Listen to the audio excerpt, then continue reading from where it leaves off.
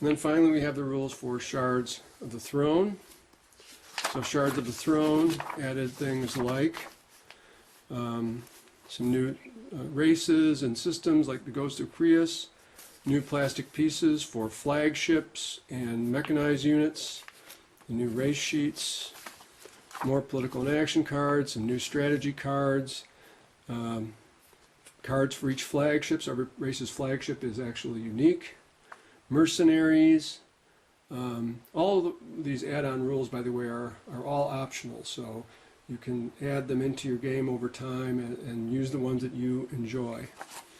So there are some new planets, promissory notes that you can use to make binding agreements with other players, more race-specific technologies, representatives to the Galactic Council, so everybody gets their own unique representatives to send to the Council, special objective cards and such for the special scenario with the Lazax race, the original leaders of the Empire, new texts, treaties, unit reference cards. They give you some new counters called Final Frontier counters that go in empty space, and like the domain counters that we talked about earlier, those allow you to, when you explore empty space, find interesting things. You get little tokens for the mercenaries that show them in space in their own little ship. They're kind of like Han Solo, come with their own ship.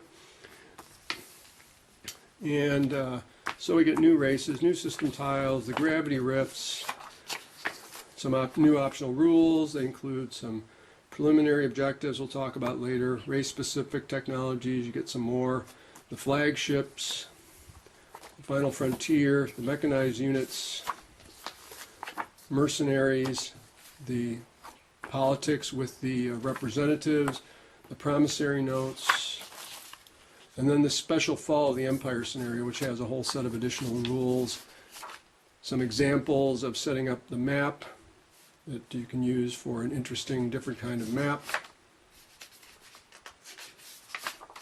and a few new strategy cards here, and then more errata. And these describe what the Final Frontier counters do, the kind of things you can find, precursor space station, find a new wormhole, etc.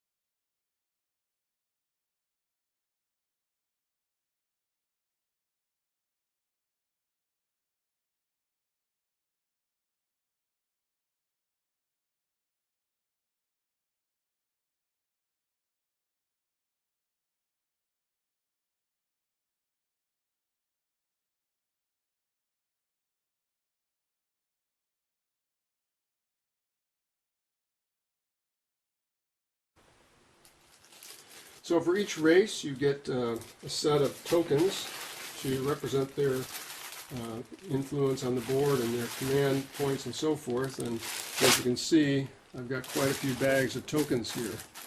So if we pick out one, for example, here's one. This is the L1Z1 mine net that we were looking at before. And as you can see, they get basically some tokens with their own special symbol on them, the double red rectangle. The flag is for marking systems that they have conquered, and these command chits are used to represent fleet supply or represent command points or strategy points that they can use.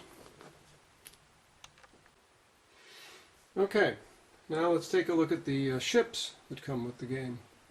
So you get quite a few ships by the time you've got all your expansion packs.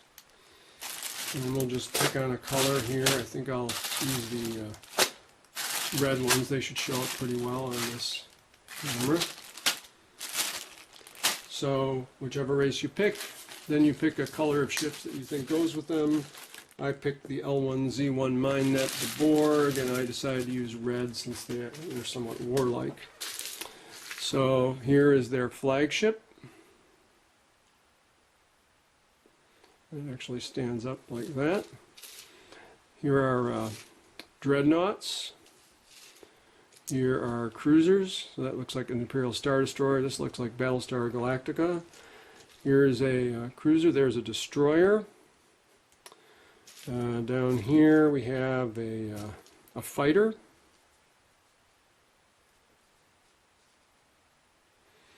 And then here we have a War Sun, which is basically like the top half of the Death Star. And we also have a planetary defense system, a ground troop, which is like a little flag, and we have a space dock for building units. We have a carrier, looks like Space 1999, for carrying things around, like fighters or troops. And we have somewhere here mechanized unit. That is like a superpower kind of ground troop unit. Let me just zoom in a little so you can maybe get a better look at those.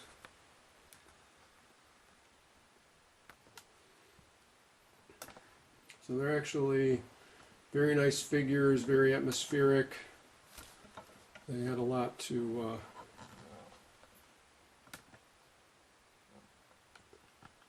the game.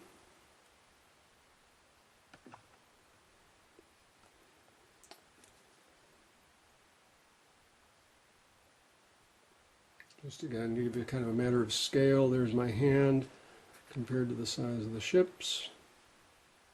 Okay, and just to show you a system, this is how big a planetary hex is. So as you can see, you can fit a number of those ships into a planetary system.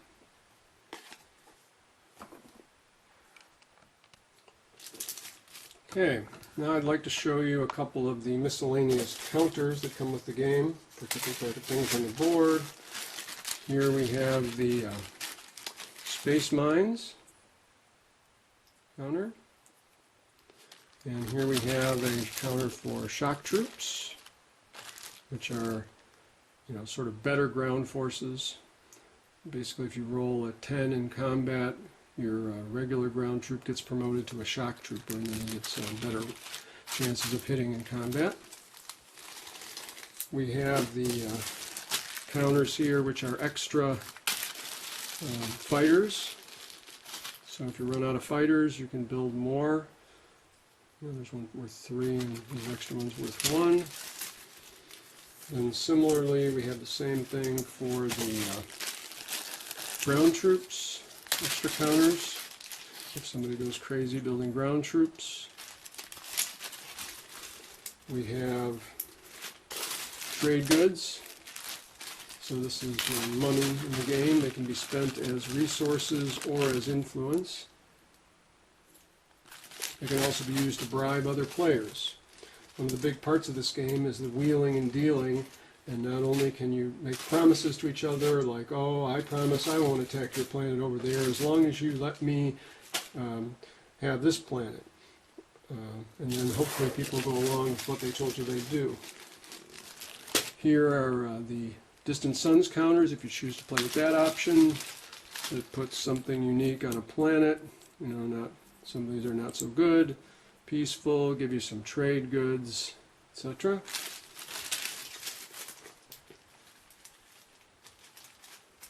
We also have here we also have a smaller set of those that are the Final Frontiers counters for empty space. Some good, some bad. Also, we have counters for the mercenaries. So here are the mercenaries. So here's one of their mercenaries. This is Rauna. And he's strength of 9 to hit on the ground, but he can hit on a 5 in space when he's flying in his little ship. So he's about 20 or so of those. And finally, from a counters perspective, we have this set of miscellaneous counters that we need, including these that represent artifacts. You don't know what they are, then you land on the planet, and either you get an artifact worth a victory point, or it turns out to be nothing at all. We have dice.